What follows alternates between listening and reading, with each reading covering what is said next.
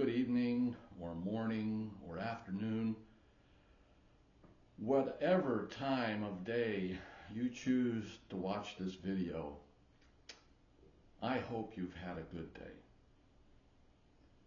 or the good day is just starting for you. As you can see, we're celebrating Christmas. My family and I are very lucky, some would say blessed, that we're able to celebrate Christmas either together or apart, even in the darkest of times. Recently, I posted a video that I hope you've had a chance to view that tells the story of the Christmas goat, Christmas with the goblins. It's a childlike story that is also, and perhaps more importantly, a story of redemption. For me, redemption is not just a religious term. Redemption is a confidence of hope in the future. That's my Christmas wish for you. With that in mind, the character of elected officials is on my mind. You see, in the summer and fall of 2024, I posted videos on Facebook and Instagram and LinkedIn urging people to disqualify candidates with their votes due to demonstrated bad character. I intentionally avoided bringing issues or positions on important issues into the conversation because I did not want to make either the left or the right think my beef was with them or their ideas. As I tried to say several times, my recommendations were simply asking voters, does the candidate have the character we should expect in our elected officials? As we approach the end of 2025, clearly my calls were not effective. But I want everyone to know I am still convinced candidates should be disqualified for elected office by virtue of their demonstrated bad character. Well, a year ago after the 2024 national election, I saw the results. I started a podcast on YouTube that postulated that the election of candidates with demonstrated bad character is really a symptom of a much bigger change in our culture. My postulate was that the election of such candidates was a reflection that we are aligned to the Frankfurt School governance model, frequently called critical theory or critical inquiry. I think mine was a strange conclusion since, as is well known, we specifically refuse to teach critical race theory, critical gender theory,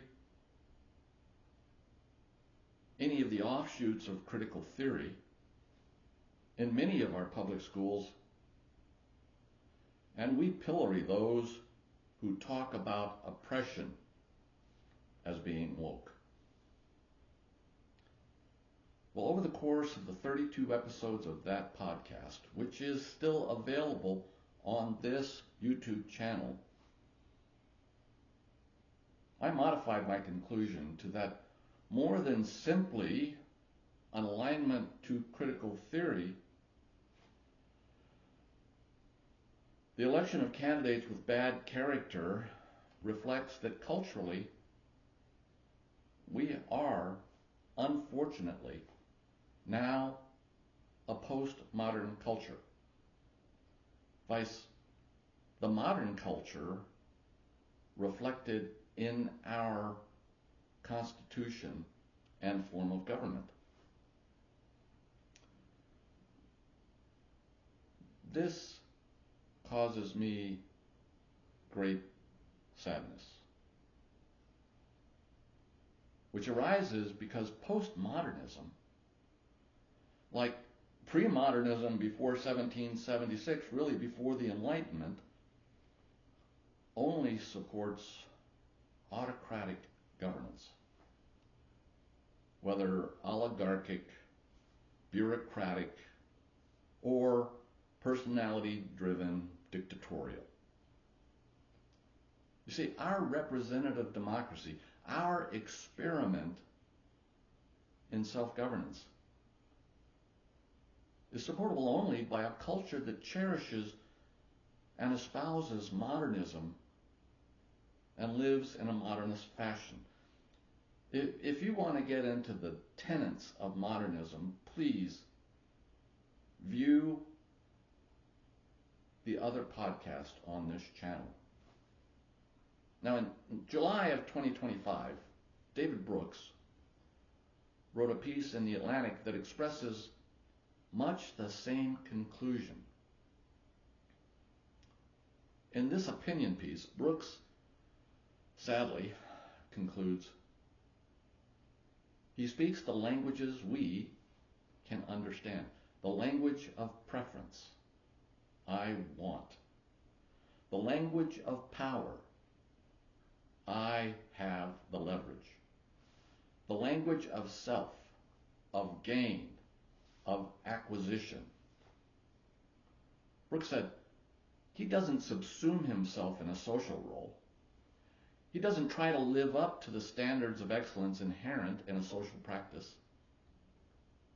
He treats even the office itself as a piece of personal property he can use to get what he wants. Brooks talked about the demise of a permanent moral order, where I have talked about our rejection of values and morality as oppressive. Brooks quoted Alasdair MacIntyre, a Scottish political philosopher who died in May of 2025, as asking, how do people make decisions about the right thing to do if they are not embedded in a common, permanent moral order? They do whatever feels right to them at the moment, Brooks continued. Now, MacIntyre called this emotivism, the idea that all moral judgments are nothing but expressions of preference, expressions of attitude or feeling. Brooks went further and said, if no one can persuade anybody about right and wrong, then there are only two ways to settle our differences: coercion or manipulation. Brooks said, each of us comes to regard the other members of society as simply means to our ends, who can be coerced into believing what we believe. Brooks concluded, over the past 30 years, people have tried to fill the hole in their soul by seeking to derive a sense of righteousness through their political identities. And when you do that, politics begins to permeate everything and turns into a holy war in which compromise begins to seem like betrayal. Now, let me be as clear as I can be. Brooks and McIntyre are not being reproachful as they say these things. Of course, we can choose to read their words that way, if we so choose. But when we open our hearts, we see that more correctly, their words are more remorse than admonishment, more lamentation than scold, more loss than anger. Their words are like Nietzsche when he says, God is dead and we killed him. A remorseful cry. Oh, look what fearful and hopeless harm we have done. So here we are, with elected officials who are devoid of good character, and yet loved by millions of Americans, who support or excuse their every outrageous word, action, and offense. Perhaps to try one more time to reach out to those millions who have already abandoned modernism and probably self-government, who have abandoned the hope of a permanent and common moral order. Though more likely this missive is simply to distance myself and my legacy from this postmodern culture and the likely impending rise of autocracy in the eyes of my children and grandchildren. In either case, I express my great remorseful sadness and wish for you different times. The election of candidates of bad character is my great shame.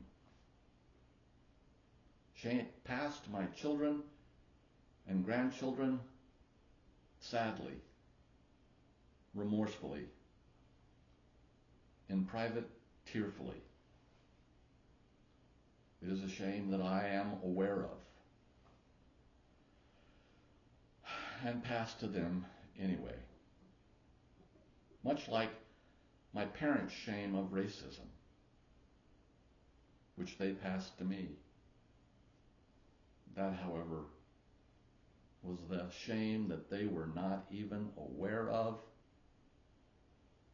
or rejected and passed on anyway. The election of scoundrels exemplifies the weakness of democracy in postmodern times without a permanent moral order. When many millions vote for proven bad character and fewer millions vote against that character, while millions more sit on the sidelines and let it happen. It would take a prophet or a seer or a magi, which I am not, to state with certainty whether we will inevitably adopt an autocratic governance model, though our race to accept an unprincipled unitary executive does not bode well.